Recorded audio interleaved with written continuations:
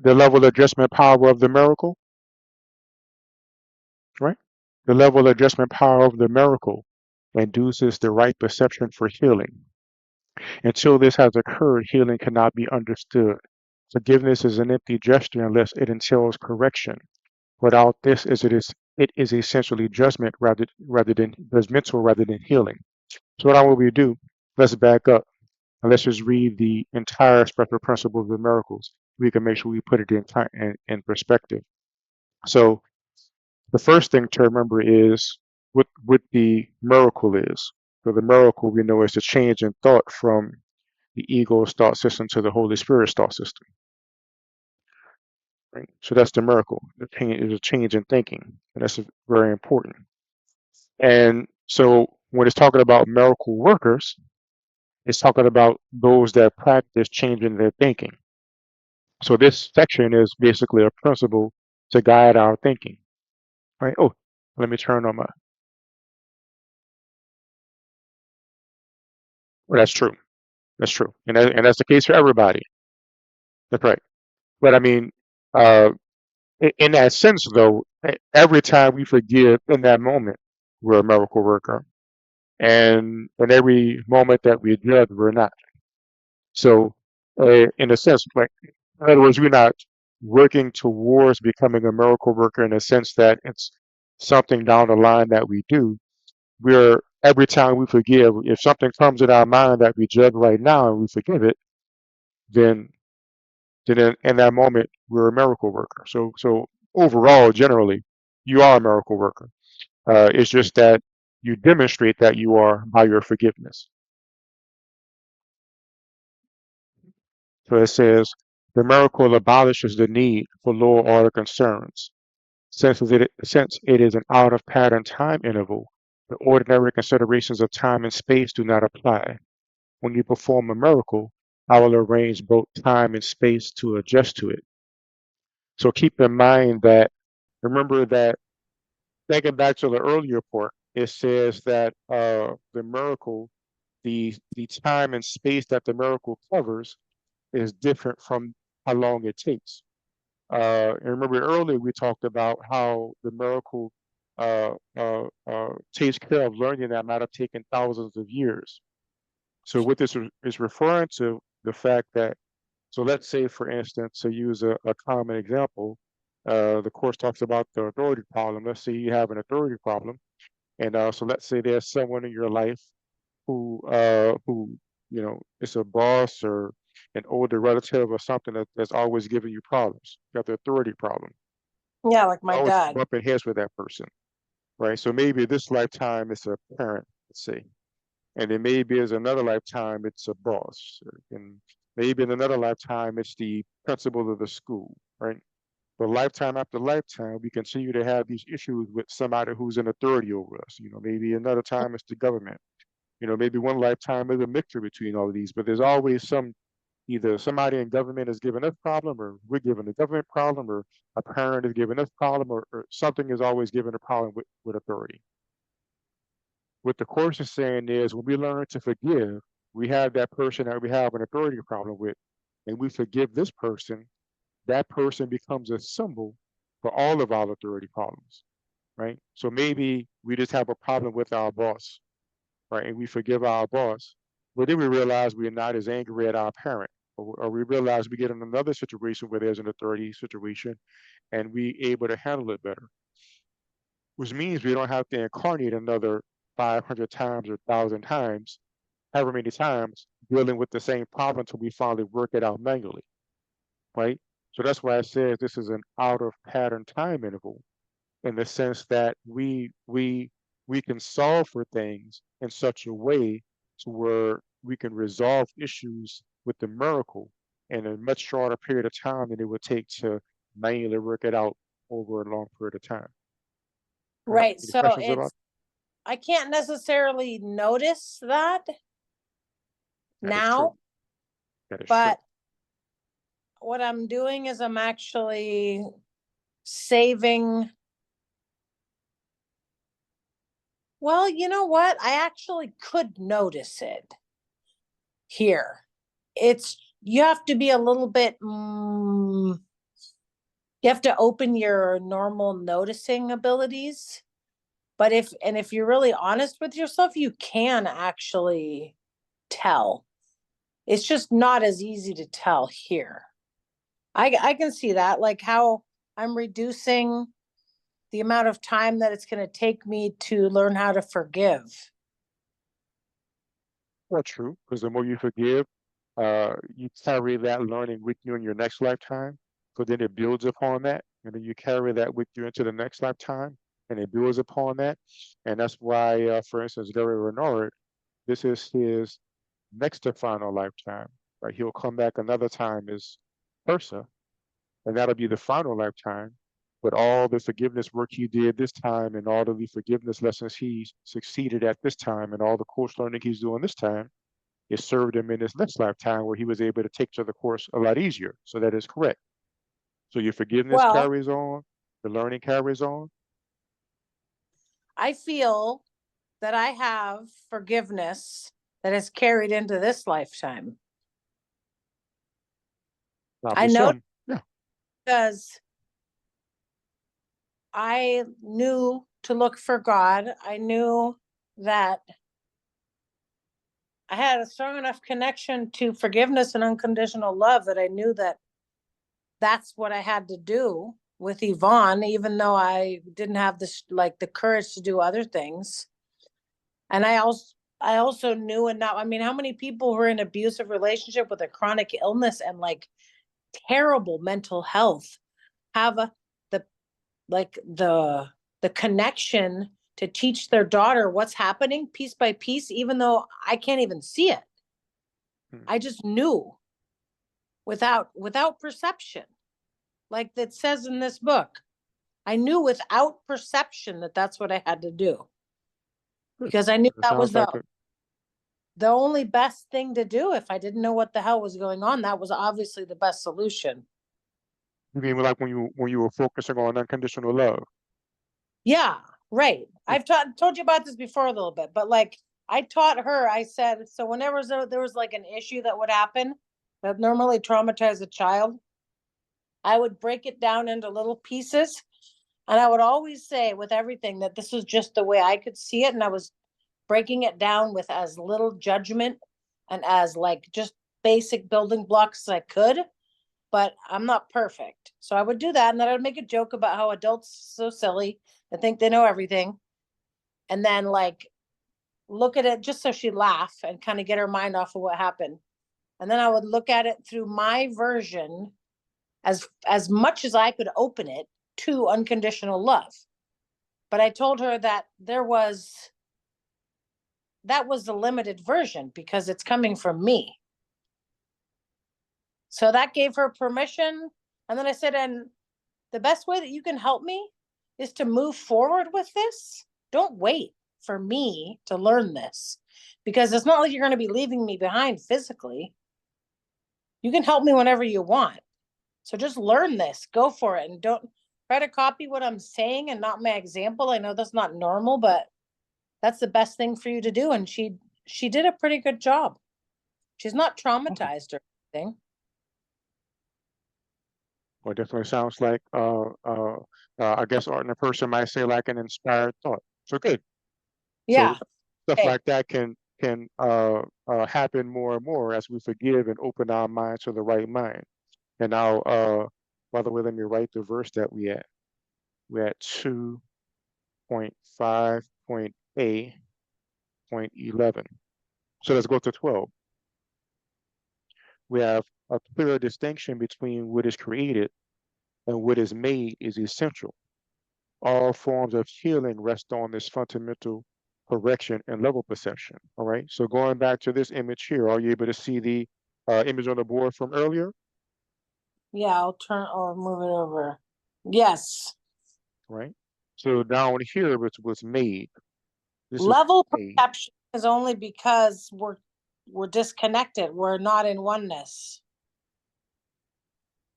Well, true, but it's speaking a bit more specifically. Uh, uh, uh, because this is saying this fundamental correction in level perception. So, in other words, what happens is as the ego, the ego tells us, like it basically is a discussion between cause and effect. Like the ego says that the body is its own cause, or the world is its own cause, and basically the world begets the world. And if that's the case, then we have to solve our problems in the world. So that's why, you know, we're upset. We think we have to do something in the world to make us feel better. Okay. The Holy Spirit is saying that mind is the cause, which is why the miracle works, and the mind projects the world. So the mind projects the world, and then within the world we have our little mind, our individual mind, and that projects, you know, either peace or joy, either fear or we'll say peace or pain, let's say, because of the choice that we make, right? So we either Yeah. choose the Holy Spirit or we choose the ego, right? So basically the ego switches the roles and say the body is the cause, and then the world, the mind is in the world, and it depends on what happens in the world, how I feel. You treat me well, then I'm happy. You treat me not well, then I'm sad. But the world is the cause. That's the levels have been swapped. The Holy Spirit tells us that the mind is that cause. When I choose the Holy Spirit, I experience peace. When I choose the ego, I experience pain. And it doesn't matter what happens in the world because the world is the effect of the mind. So those are how the levels are switched, right? So when it's saying a clear distinction between what's created and made, all of this is still made, and only God is what's created, which is what allows the miracle to take place. So God is beyond all form, all separation, all distinction. This is what's created, and all of this here, everything is made, which includes the ego and the Holy Spirit. What's So the as difference long in as we made go ahead. again? What is the difference? Made simply refers to what's illusory, what's temporary, and created refers to what alone is real, what is eternal. So what's real, what's eternal, Okay. Christ, uh, uh, uh, a mind with a big capital M, like the mind of God, Yeah, and okay. everything that's made is with separation. Separation. Uh, what else? Time, space, Okay, okay. temporary, right? Okay. This is what's made, right? So that's a major distinction. So basically, what the Holy Spirit is trying to get us to do, and what the miracle is trying to get us to do, is even though we experience ourselves in the world, start to look at the world from the perspective of the memory of what is real, and that's what allows us to forgive ultimately. You know, when we know that our home is really here, that reality is really here, less and less do we have to allow ourselves to be affected by what happens here.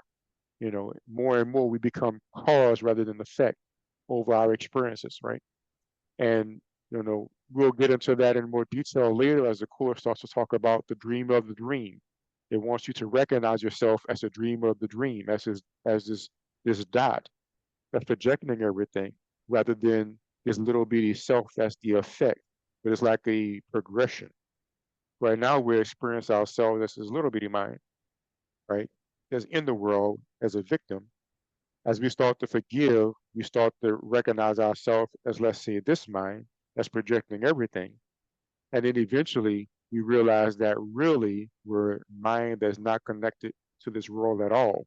And that's when we finally awaken from the dream. But when it says all forms of healing rest on this correction and levels between what's created and what's made, we know that health is inner peace. We read that a few weeks ago. Health is inner peace. Yeah. So all forms of healing, all forms of reaching that state of inner peace have to do with recognizing that only what's eternal is real, it's created, and everything here is illusory because it's temporary. Now, you know, we're not expected to keep that in mind all the time, because I mean, that's a big thought to keep in mind. But, in practice, we could at least recognize that I chose the ego. That's why I'm upset. And eventually, you could apply whatever forgiveness works at the moment. But over time, this is what we're heading towards, right? Yeah. Any questions, any comments on that? No. Right? Let's go on. 15. Part 3, it says, never confuse right and wrong-mindedness.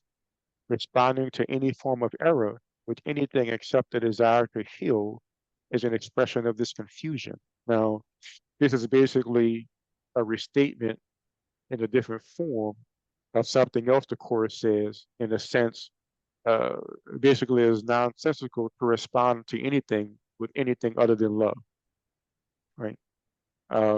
Because and maybe it'll do well to find that verse and read it. This will be in chapter 6. So basically, the crucifixion was an extreme example of this. So why don't we go to chapter 6, section 1?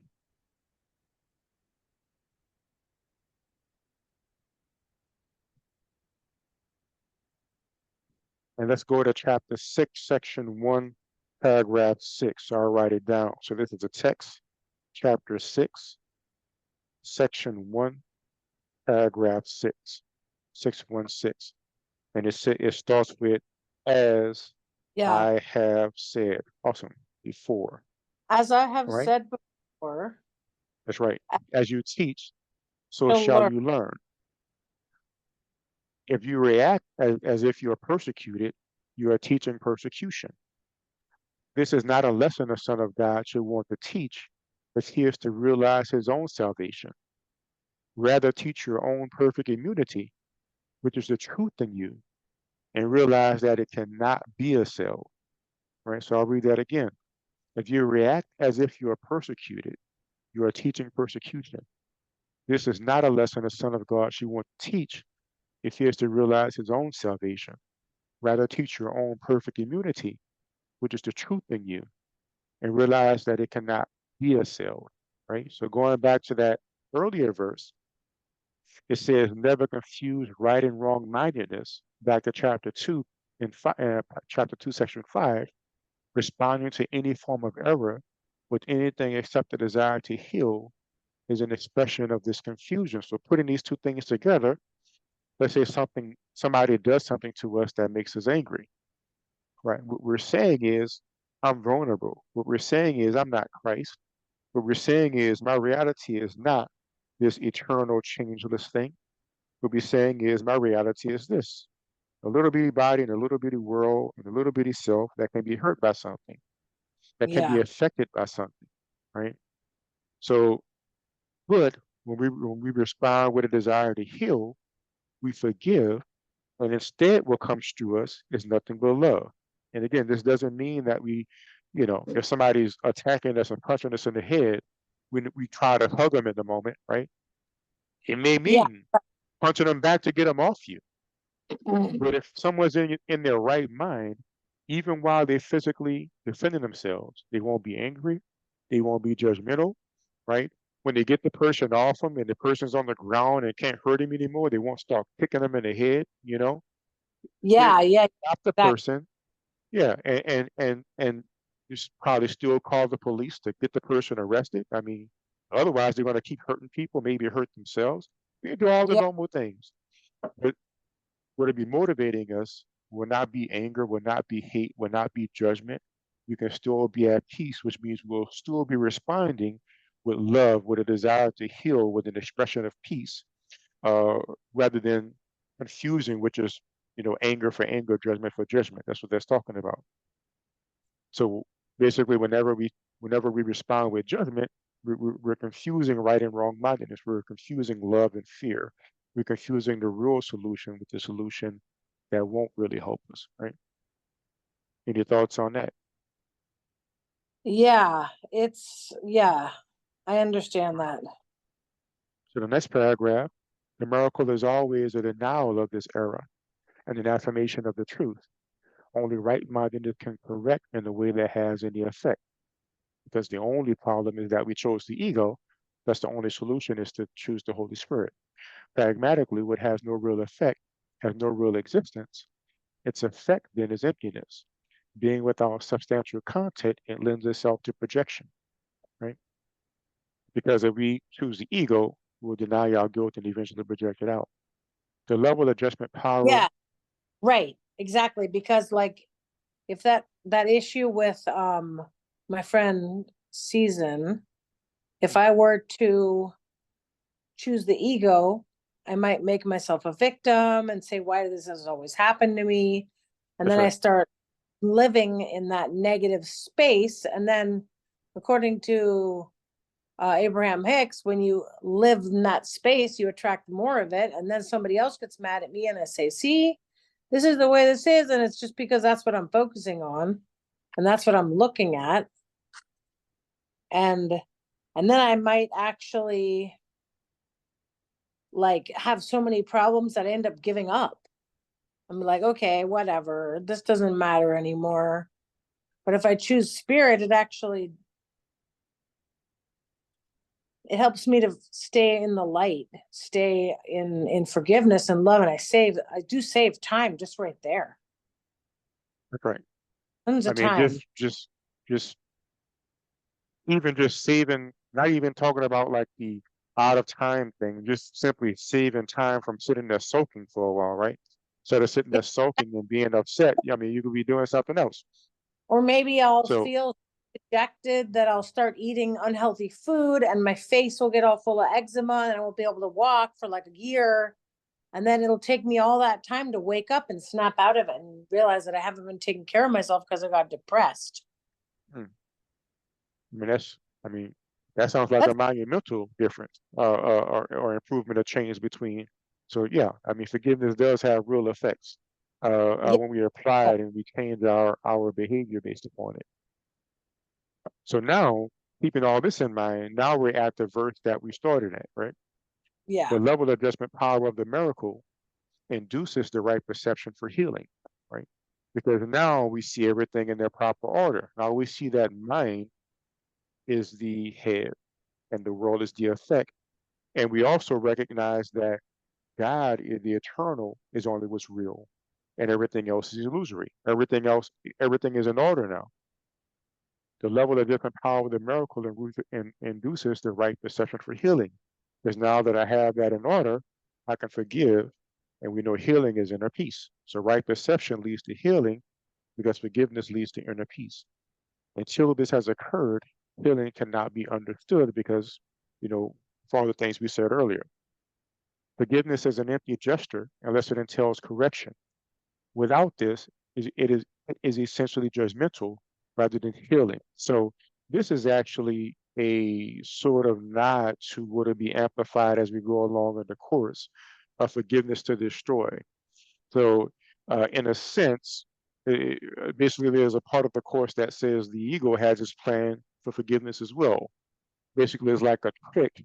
So basically, um, somebody does something to us, and instead of recognizing that, I chose the ego, and that's why I'm in pain, we say, no, no, no, you did this to me, and that's why I'm upset. But I'm so high, and I'm so evolved, and I'm so spiritual. I'm going to forgive you.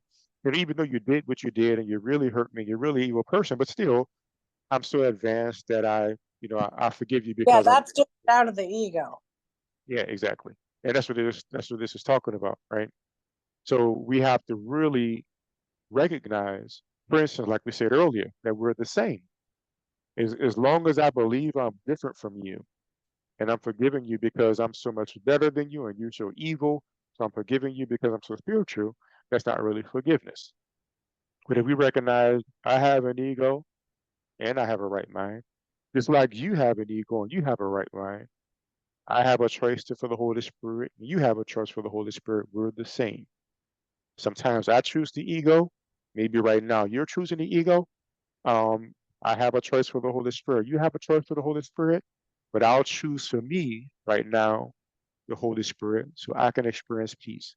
Not because I'm any different from you, not because I'm any better than you, because I don't want to be in pain anymore. I'm going to make the same choice that you can make when you're ready.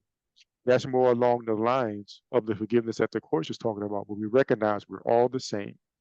We all have the same two choices to make between the ego and the Holy Spirit.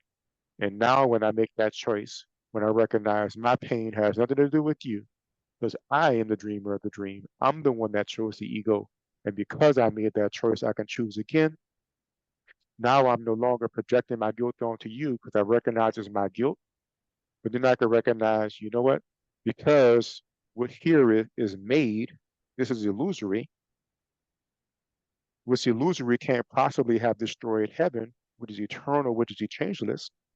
So this original choice I made for the ego, that didn't do anything either. Even as one illusory mind, where we insanely thought we separated from God, that didn't do anything. Because how come you can't possibly destroy what's eternal? So even me as universal mind, I'm innocent as well. I'm innocent. You're innocent. Everybody is innocent, essentially, because the initial thought that was the cause of all guilt is illusory. So now I can let myself off the hook. I can let you off the hook. I can let us all off the hook. And that's how we can see everyone as equally innocent, no matter what they've done in the world. And again, that doesn't mean we don't respond normally as we normally would in the world, but we can know at the level of the mind, essentially, we're all innocent because only God is real, right? Yeah, sense. And that's real forgiveness, right? That's real forgiveness. That's real Right. forgiveness. So Yeah. number 6, miracle-minded forgiveness is only correction. As for all the things we've just discussed, right? It's only correction because it recognizes that the error is illusory, right? It doesn't attack. It doesn't make Right. guilty. It only recognizes innocence. It has no element Yeah. of judgment at all. The statement, Father, forgive them for they know not what they do, in no way evaluate what they do. And because whatever they do is in the illusory world, does it really matter ultimately to our peace? Again, we still can respond normally at the worldly level, but we can know at the level of the mind, no matter what happens at the level of the world, I can still choose the Holy Spirit and be at peace. It is an appeal to God to heal their minds from choosing the ego to choosing the Holy Spirit. There's no That's reference to the outcome of the error. That does not matter. Right? The injunction be of one mind is the statement for revelation readiness. My request, do this in remembrance of me, is the appeal for cooperation from miracle workers. The two statements are not in the same order of reality. Only the latter involves an awareness of time because, well, I was about to say it actually, since to remember is to recall the past and the present. So that's why looking at the page again, remember that the Holy Spirit and the ego are all below this line, right? This is the tiny mad idea going back to yeah. Kenneth's uh, image. So all of this is illusory. So the miracle involves time because it is a correction for the illusion, so it addresses that. But revelation is basically a temporary state of experience beyond time. Yes. Temper experience beyond time. Part of it, yes. It's hard for me to perceive or understand no time. I mean, you're not expected to, because we're consciousness and our whole dynamic, I guess if I could, that's the best word I could find is based upon that. But that's why revelation, that's why the Course says revelation is unspeakable, it's beyond words. You can only experience it. So it's not really anything that you're expected to intellectually understand. Only the latter involves an awareness of time. And to remember is to recall the past and the present. Time is under my control, but timelessness belongs to God, which is above that line. In time, we exist for and with each other. In timelessness, we coexist with God. Right. Have So you at ever had, time, we say again.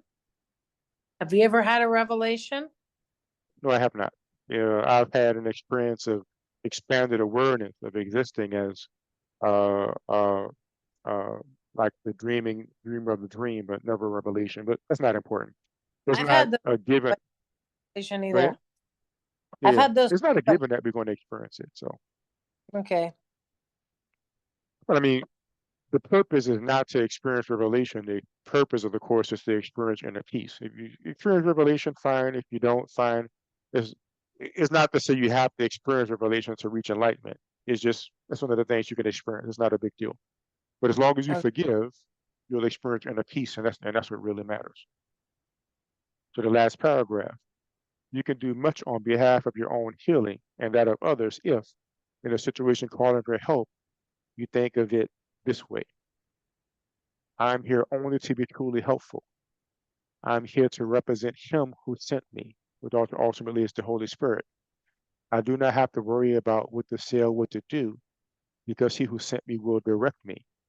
I am content to be wherever he wishes, knowing he goes there with me. I will be healed as I let him teach me to heal. Right? So this is not to say, I mean, this verses like this end up being confused in the sense that people start to think that like the Holy Spirit is going to be literally talking to them, telling them to go places or do things. The way to understand this is when we are angry, as you said earlier, when we're angry, when we're judgmental, when we're guilty, we behave a certain way. We might overeat, we might be dejected and shut ourselves in. When we forgive, we Yeah, behave a different exactly. way. So that's the guidance right there. When you forgive and you experience peace, you'll automatically act in a different way because now you're being driven by peace and love rather than fear. Yeah. So that's the guidance. Forgive, and from that place of peace and lack of judgment and healing, you will behave in a different way. And that's your judgment right there. That's ultimately what that means. Wow. Right? So awesome. So hope you Yeah. enjoy. I'll send you that link, and I'll see you next week if you're here Are next we week. done? I thought we Yep. finished at 7:30. Say again. I said, are we done? Oh yeah. Oh, I forgot. Today's a different time. Yes. Okay. I don't know what I was thinking, but I was like, I was thinking time did I fly. thought we did at Okay, just 7:30. keep going. Why don't we want to keep going with continuing with this part right here? Yeah, totally. Right? Why don't you read this next paragraph? Okay. Fear and conflict. Being afraid seems to be involuntary, something beyond your control. Yet I have already, yet I have said already that only the constructive acts should be involuntary. Only constructive, okay. Constructive acts should be involuntary. My control can take over everything that does not matter, while my guidance can direct everything that does, if you so choose. Fear cannot be controlled by me, but it can be self-controlled. So Fear let's look at this for a fear moment, right? from giving So you this seems control. to be sort of an extension of what we had before, right? When it's saying that only constructive acts should be involuntary. My control can take over everything that does not matter, while my guidance can direct everything that does. Now, ironically, one of the things that don't matter is time. Like when we talked about the how forgiveness, the miracle reduces the need for time and can save thousands of years. We don't have to worry about, you know, how that works, right? We just forgive, and we don't have to worry about trying to recognize that we save time. We just save time. We forgive, and we just may not be aware of it at all, but we just won't have to incarnate as much, right? But Yeah, when it says fear can be self-controlled, what it means, like what do you think? How can fear be self-controlled? How can we control by fear? choosing the miracle rather than the ego. That's right. So all you have to do is forgive, and that's how you control fear, by undoing fear, by not having any fear anymore. Fear prevents me from giving you my control. The presence of fear shows that you have raised body thoughts to the level of the mind. Yeah, I don't, I wanted to ask you, what are body thoughts? Well, I would consider that to be thoughts of the ego, right? So one thing to keep in mind is that the early parts of the course, Helen was the channeling was not as clear. Like you had pointed out earlier yourself, which is very accurate, that the early, like the very, very early parts seem kind of choppy. Like it seems like it's talking about one thing and then it's suddenly talking about something else because it literally was, because there's some stuff that was pulled out from the middle, right? So things like body thoughts, um, later these things are referred to as like ego thoughts and things like that. So you can say body thoughts is basically confusing the levels, saying that the world is what determines how I feel, how I experience myself, rather than my way of thinking, whether I'm choosing the ego or the Holy Spirit. So basically, is another way of, uh, you know, confusing the levels between mind and body, between created and made. Um, Kenneth Okay. Wapnick had, I remember he Act. said he asked Helen if she wanted to just rechannel the earlier parts of the course, but she declined. So we have what we have. What were you about to say? And what are constructive acts? I would consider constructive acts simply that, so in other words, let's say that you forgive and you're fully at peace. You're totally at peace. Whatever you do at that moment is a constructive act. Okay. It can only help because inner peace would only guide you to help. Now, again, this has no bearing on what it looks like.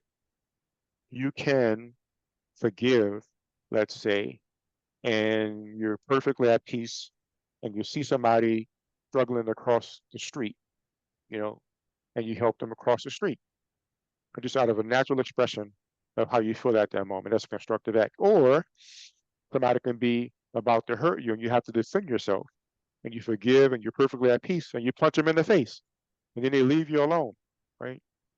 That could be a constructive act. Right? Oh my God. Okay. 'Cause we don't know what could, I mean, for one, you could be stopping that person from killing you, which that person might be extremely guilty about later, right? There's a Yeah. lot of people you can Okay. help with your life. Go ahead. Yeah. Right. I So get it. yeah, be a lot of, but what makes, I give that example to say what makes it a constructive act is not what occurs at the level of the world. What makes it a constructive act is whether we're acting with the ego or with the Holy Spirit. That's what makes it a constructive act, right? And that's why constructive acts are involuntary because we just do from that level of peace, which may even mean planning. You know, maybe somebody chooses the ego and they're just constantly just running around acting without thinking. Maybe for that person, when they forgive and they're in a state of peace, you actually think and plan logically, you know, what to do. And maybe they save themselves a lot of money when they normally squander it, you know, putting it on whatever. You know, it could be anything. The point Yeah. is that it's not really the act, it's the fact that we're acting with the Holy Spirit because we've forgiven. Okay. That's the important That's thing. very interesting. I understood that pretty well. Good. Okay. On to number 2. Number two, want to take it away on that one? Yes. I do not foster level confusion, but you must choose to correct it. You would not excuse insane behavior on your part by saying that you could not help it. Why should you condone insane thinking? There is a confusion here that you would do well to look at clearly. You may believe that you are responsible for what you do, but not for what you think. The truth is that you are responsible for what you think, because it is only at this level that you can exercise choice. That's where we choose between the ego and the Holy Spirit, right? That's correct. Okay. Um, okay. What do what you do comes from what you think. Yeah, that's what Abraham says too.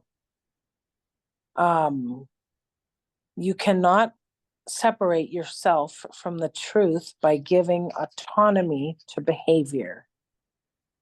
This is controlled by me automatically as soon as you place what you think under my guidance, which would be like the equivalent of surrendering to your higher power or choosing the I whole. look at it the same way as when you choose the Holy Spirit, you're placing what you think under the guidance of the Holy Spirit.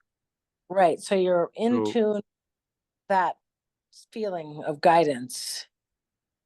well, I would caution against, because one of the um errors I've seen, like Kenneth talk about, or just that I've observed in people, is very easy to fall into a pattern where we, you know, think the Holy Spirit is guiding us to do things like a channel, um, spirit guide or something like that. It's not. I would not think about it like that. It's No, simply I that yeah, when you choose the Holy Spirit, in that moment, you're automatically under the guidance of the Holy Spirit, of oh, Jesus, of the right mind. It's oh, inevitable. yeah, that way it can't get so conceptualized that you might end up thinking that if you kill some people and save others, it'll be okay. You're right. You're exactly right. Yeah, And that's what happens. People yeah, start, thinking that the Holy Spirit is talking to them, but then they start talking to themselves, and they're giving themselves, you know, yeah, like something that probably happens probably more often than not. Like somebody would come along and say, "Hey, the Holy Spirit said you should loan me some money," you know, stuff like that. The Holy Spirit starts telling them to do all kind of stuff. The Holy yeah, Spirit said you should loan me some money. The Holy Spirit said, and so it could get really bad. But if you just uh and that really, I mean, I remember uh uh what was it? Bill Thetford said that something that happened to him. One of the course students came and said, the Holy Spirit said you should loan me money. But apparently Bill Thetford said, "Oh, the Holy Spirit just talked to me and said you were going to come and tell me that, and told me I shouldn't loan it to you." I don't know if it was a joke, but that's what I remember Ken saying. So oh my somebody's God. just say stuff like that happens. So I would avoid that and just say, okay, so let's back up. It says the truth is that you are responsible for what you think, because it is only at this level that you can exercise choice, as you were saying, right? Is between choosing the ego as the Holy Spirit. There's only one choice between those two things. What you do comes from what you think as you experience. When we choose the ego, even though we didn't think about it as choosing the ego, we choose the ego. We feel depressed. We don't take care of ourselves as much. Maybe we stay inside. Automatically, it comes from that thought. The same thing, we choose the Holy Spirit. Maybe we leave from a destructive relationship. Maybe we take care of things change just from changing the teacher that we choose, just from choosing the Holy Spirit. You cannot separate yourself from truth by giving autonomy to behavior by saying, either my body is doing this to me, I can't help it, I'm just depressed. I mean, what can I do about it? I mean, this person did this to me. I mean, what do you expect? I can't help but to be angry, upset, fearful. Right? Go ahead. Yeah, totally. Right? Yeah. We're giving autonomy to behavior, whether it's mine or somebody else's. This is controlled automatically by me as soon as you place what you think under my guidance. So as long as we place what we think under the guidance of the Holy Spirit by choosing to forgive, then automatically what we do automatically stems from that right-minded choice, right? Yeah. Whenever you are afraid, it is a sure sign you have allowed your mind to miscreate that have not allowed me to guide it. So in other words, miscreate, choosing the ego. Basically, this is like we talked earlier about how the wording, kind of changed a bit. So words like miscreate, right? Miscreate here, later it'll be more like projection. Miscreate is like projection. Okay. That's right. Mhm. So when we project, we miscreate. Just like how we spoke earlier about how somebody can build up in their head all these things they think you're doing when you're not doing that, but they chose the ego, so they're projecting a whole lot of stuff, and to them it's real.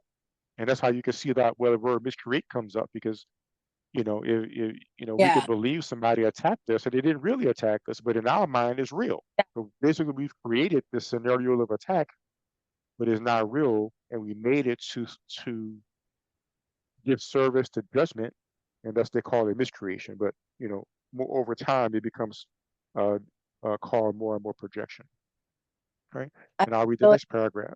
I used to Go have a ahead. really bad problem with projection. I still kind of do, but I'm becoming way more aware of it with these studies that I've been doing. Good. And one thing to keep in mind, by the way, I mean, we're not really expected to. So let's go back a little bit. Let's go to the beginning of that paragraph. The same paragraph, the text chapter 2, section 6, paragraph 2. I do not foster. I do Yeah. not foster level confusion, but you must choose to correct it. You will not excuse insane behavior on your part by saying you could not help it. So don't think this means that we should feel guilty when we miscreate or when we project.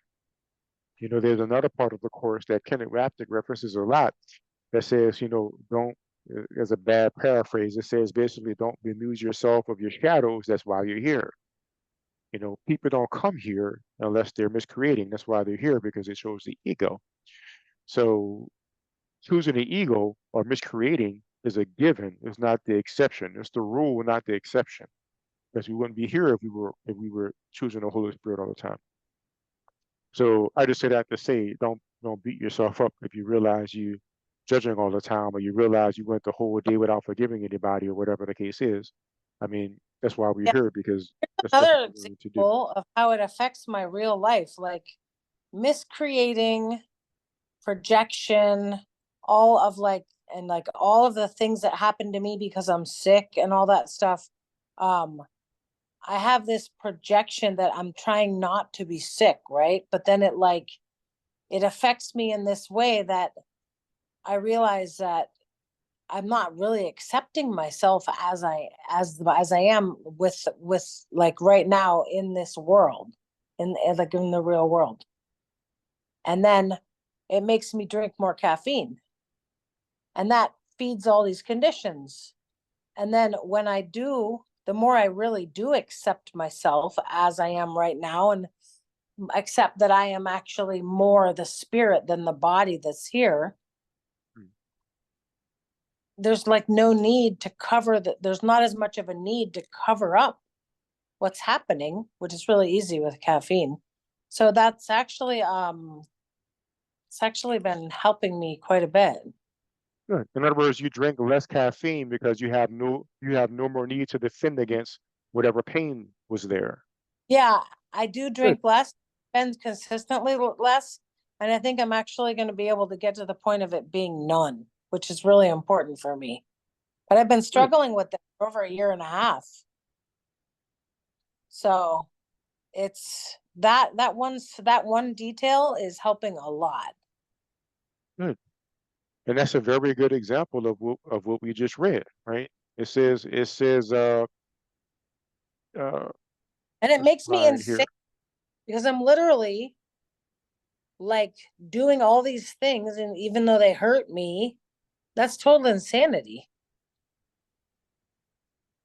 True, but we're all insane. That's why we're here. And of course basically says that, you're in a state of insanity by choosing the ego. So I mean that's true. But you're getting we're all there's a part of the course that says you're no longer totally insane. So Okay, good. I have a little bit yeah, of clarity. yeah. Okay, So we're progressing.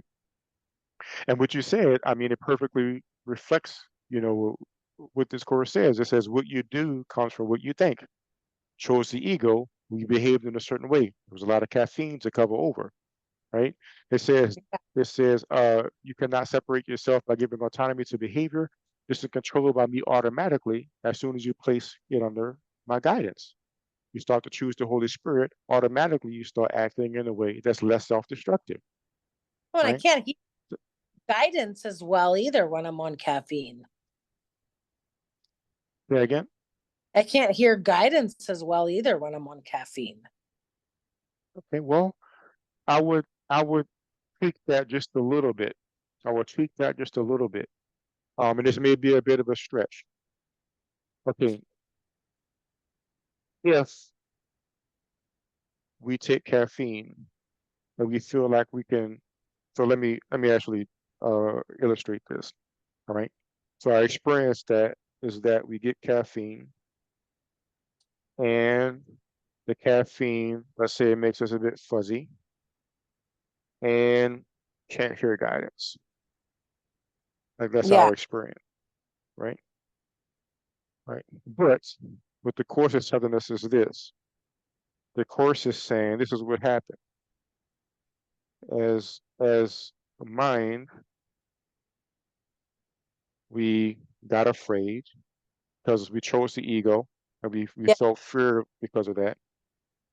We projected that out yeah. because we wanted to run away from our fear. So I'm And we afraid of project, performing as well, and have say always again, been. So I'm afraid of not performing as well, falling behind, or whatever I'm supposed to do to be a well, productive before that, talking about society. before that, talking about Yeah, before that. caffeine, Uh, and I project that, right? But project that, and it makes me want to cover it up. well, so that last thing one more time. And then I project that, and it makes me want to cover it up. So I try to cover it up with caffeine, which makes me That's more right. fuzzy, and it also amplifies symptoms that make me even fuzzier with or without caffeine. And then not only can I not hear guidance, but I can't walk, I don't have energy, and I have like eczema and all this stuff happening that makes me a totally non-productive person, and I don't even follow my own. I don't even like, I can't even like enjoy life. It's good that you saw that you're recognizing that, and It's it can literally help what's, you to choose differently. yeah. I'm And working on it. right. And then in the next verse, I believe we were at paragraph 4. Oh, Uh, 4? Okay. oh no, or was it 3? No, no, it was 3. Yeah. It is pointless to believe that controlling the outcome of misthought can result in healing. So it is pointless to believe that controlling the outcome of misthought can result in healing. So now we see another word, by the way. We have miscreate, we have misthought, projection, which is really projection, choosing the ego, choosing the wrong mind. So these are the ways it'll be sort of phrased in other parts. Right? So it's saying it's pointless to believe that controlling the outcome of misthought can result in healing. And what's the outcome of misthought? It's the world and everything that happens in the world. So so expanding on this example again, right? So at the level of the mind, we became afraid because we chose the ego. So we chose the ego at the level of the mind, sin, guilt, and fear. We thought we sinned, we felt guilty for that sin, and we got afraid. So we denied it, projected out, and now we have a world. And now we can say, because we're afraid, we projected out, and now caffeine can protect us. Now I don't have to be aware of what's in my mind. Now I can just Well, believe that oh, it caffeine. helps. Say again. It actually does help, only for a little while though. Well, at the level that we're speaking of now, nothing here ever really helps. So what I'm Okay. saying is we project thought. So let's say the thought is I'm afraid of love because I'm going to be destroyed. I chose separation. I feel guilty and I'm afraid that God is going to destroy me. So the Course says that that's really behind all of our fear. We believe we destroyed heaven, we destroyed God, and God is going to come in and destroy us eventually. So I don't want to get close to the Holy Spirit. I don't want to get close to the right mind because I know standing behind the Holy Spirit is God who's waiting to destroy me. So what I do is I push the Holy Spirit away. We push the Holy Spirit away. which means that we can't hear that guidance, but then we project that choice out. And I think caffeine is making me not be able to hear guidance. So the reason why I'm not hearing guidance is because I push the Holy Spirit away at the level of the mind. And the caffeine in the world is the effect of that. This is Wow, the how'd you effect. know that? That's What do crazy. you mean? You're really yes. I didn't catch you. What you say? I said, how'd you know that? That's crazy. You're really good at this. Oh, yeah, it's just the dynamic. So it's just what the course says, what the course teaches. This Oh goes my, back to what we were reading earlier about correcting level confusion. but I would never So pushing away the Holy Spirit because of caffeine with all that fear that you said. But when I really think about it, it's true. that's And right. I've been So we push very away the Holy strong Spirit first. ever since Caffeine my, is the effect. yeah, Now, right. this is not to say that you shouldn't still get rid of caffeine if you have a negative physical experience getting rid of caffeine. Just like if somebody is allergic to peanuts, you know, don't eat peanuts. Oh my gosh, don't eat peanuts and have an allergic reaction. But Yeah. what Oh, I'm saying is, it is not to say that, you know, let's say, we talked about earlier about nausea and it was putting people in a gas chamber. Let's say they raise up another nausea camp and now they're filling people with caffeine. That's not to say that they put you in that camp. Oh my gosh, I'm never going to be able to hear the Holy Spirit because they're giving me caffeine. No, there's nothing that could possibly stop you from hearing the voice of yeah. God if you Right. wanted to hear it. So, so we have to remember that really we push the voice away first. We don't want to look at the fact that we pushed it away. So we project that choice out, and it seems like something in the world is taking our peace away. Whether it's caffeine, whether it's our spouse, whether it's our Yeah. What boss, whether it's our friend, doesn't matter what not it is. There quiet? seems to be something in the world that's nullifying our ability to hear guidance, but really that's just giving form to the choice that we already made. So that's important. So that's So why when we get to, go ahead. can we apply this to not wanting to be still? Because Yes, I've had definitely. very very strongly after Yvonne passed away, but I think it was always present. But it was very strong, like to the point where I couldn't actually stay in one place for more than a couple days. Something that I can do now, but I still like I always want to be listening to something. Right. It definitely takes that form, right? Because either we have the guilt in our mind that we don't want to deal with because it hurts, obviously. So we try to bury the guilt. Like Lieutenant Wapnick describes it as covers. So we try to put covers over the guilt so we don't have to look at it. So the covers can be, busyness with something. We doing a whole lot of stuff. We have to move all the time, have to listen to something all the time, can't be quiet, can't be still, have to always hustle and bustle because you're hiding from the guilt, right? Um, that's not to say that whatever we do is bad or wrong, but we could be doing it simply because we want to hide from the guilt. But if we learn to forgive and we undo the guilt, right? So now the guilt is no more because we've undone it. Well, we may not need the coverage anymore. So now you have less guilt, so you can Okay. stay still anymore because you don't need that coverage anymore. So that's Right. directly related, right? This has been happening to me for a very long time. Like now that I hear it like this, it's been happening to me since I was a kid. And I think I have a lot of white guilt. I used to not even want to be white. I think I've told you that before, but like I have guilt about being a human, about all this stuff. And so like, but it's like it's really deep in this unconscious brain that's in this body that's supposedly an illusion. Mhm. But how do I get to it? Like the fast track version? Because I think that between um just accepting myself, accepting what's happening, so I don't try to distract it. And these two could be like two major cornerstones of everything that's making my life extremely difficult. Okay.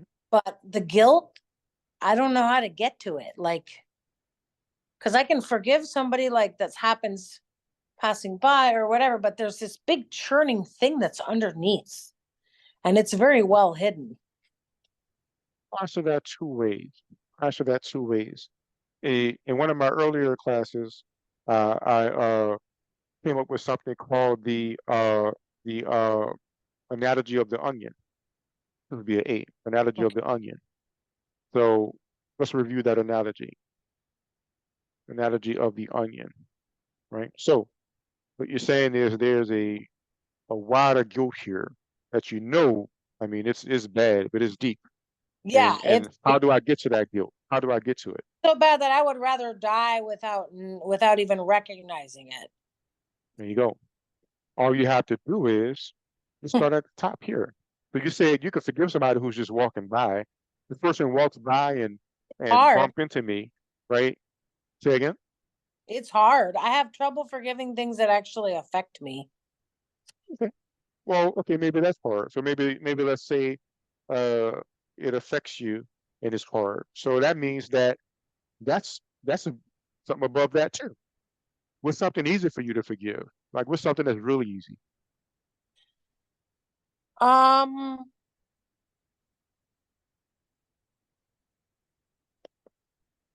I mean, I don't know. I guess I am a pretty forgiving person. Okay. Um, Well, it easy doesn't for really me. matter. It doesn't really matter. Oh, Whatever it is, it'll come to sure. you. It I'm not sure There's if I have. something you don't even have to go ahead. I'm not sure if I have trouble forgiving or if I just get like traumatized and I keep thinking about it. Hmm. I don't really have any anger against them. I did Okay. with Yvonne, but like I don't always have anger against them. But it kind of like comes and go in flashes. But I usually get affected by it, like more like PTSD. Well, let's say So that. I'm Let's say that's covered. Let's say that's still here, right? Let's say close friends. But there's something that's easy to forgive. Something that's yeah, maybe as you watching a TV show and it's like, why did they do that? And you think, oh my gosh, why am I getting upset about that? And it's just easy thing to let go of. Start with that. And what's going to happen is when you just forgive whatever is easy to forgive, you'll find that it's easier to forgive the close friend. And then when you forgive the close friend, you'll find that it's easier to forgive something that affects you. And then eventually you'll be able to get to the deep guilt. That's like, how do I get to that? Just by working through the level. So, I mean, that's my first answer is just if it feels too heavy to get to, don't even try. Just forgive what you can forgive, you know. okay. And that goes back to that verse earlier when it says, I do not foster a level of confusion, but you must choose to correct it. It's not saying you have to do it all now.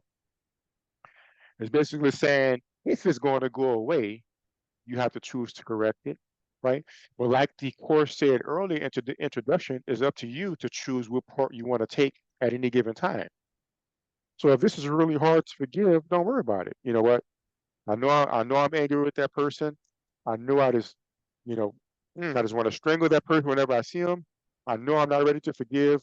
Maybe I'm just going to just avoid that person. Maybe you know, I'm just going to just stay over here. That's fine. But I can forgive this, so I'll just work on that. And eventually, as we work on what we can do, eventually it'll be easier. Just like anything. When we're Right. lifting weights, you don't start trying to lift, 500 pounds the first day. We start with a little bit of lightweight. So I And then we imagine get to that the works heavyweight. for self too. My Say own again? guilt self. Oh, definitely. Definitely. Works with everything. Because remember, this, where is that? Here, right here, world mind, individual mind, remember that we're all equally projected. So whether you're forgiving you or whether you forgiving somebody else, these are all still little minds projected by the big mind. So whether you forgive you or whether you forgive other, it's the same. Whether you judge you or whether you judge other, it's the same. There is no difference. Well, I know then it I doesn't must seem that way. be a lot less forgiving than I'd like to be because I'm a total hard ass with myself. Mm. I'm totally a perfectionist. Okay. But that means that this might be here, myself. Can't forgive yourself. I'm trying Yeah. to, but I just can't. Okay. Well, let me just forgive what I can forgive, you know? And we talked about the compromise approach, right? So let's say you're judging yourself really hard, right? Can't forgive yourself. But let's say if I take that cup of caffeine, it's going to hurt me. So I can use a compromise approach and I'm just going to just try to put that on the side for now. Maybe I'll just get a candy bar for now that's going to hurt me less. Maybe I can't forgive myself, but I can at least just do the compromise approach and just make my diet healthier. And I'll just forgive that person over there. And as we discussed earlier, eventually, whatever that cover is, because even judging ourselves is a cover. Judging of myself, you know, that's a cover as well. We forgive whatever we want to forgive, whatever we can forgive, and eventually we'll be able to look at our self-judgment and forgive that too, and let that go. Now, the other, so that was my first answer. I said I will answer it in two different ways. So the first thing is just, you know, get to it when you can get to it. The other thing would be another way you could forgive is to look without judgment, right? So simply, you're judging yourself, just accept, I'm judging myself. You don't have to be like, oh my gosh, I got to find a way to stop judging myself. I got to find a way to get to that deep guilt. Okay, I'm judging myself, and okay, that's fine. Just accept it. I have a whole lot of deep guilt there I can't get to. Just accept it. Just simply accepting it is one form of forgiveness, right? Just let it be okay. Simple as that. And just move on to whatever you have to do. And whenever you can, you'll be able to come back and look at it more closely. But for the time being, you're going to accept, okay, I'm not ready to forgive myself. I'll just let that be. And that's okay. And even that right there will let some of the sting go, because now we're not making it so serious and so big and so important. Oh, okay, I'm not ready. I'm not ready to let that go right now. It's okay. It's awesome. Right. Okay. And it's A kind good of place like to how end. I myself. Go ahead. I can just keep reminding myself that I can look at myself with no judgment and that it's the process and I don't have to finish it overnight. That's the major thing. Don't have to And finish it overnight. Pretty sure. I mean, I guess I can't say it's impossible. I'm sure it is possible, but for most of us, it doesn't happen that way. So it takes a long time and many years. Be patient with yourself and just accept that you're fine. Awesome. okay. Good place to stop. I'll be back next week if you're here next week. Okay. And just check your email. I'll send that link. Yes. Thank you so much and have a beautiful evening. Yes, well. Bye-bye. Bye-bye.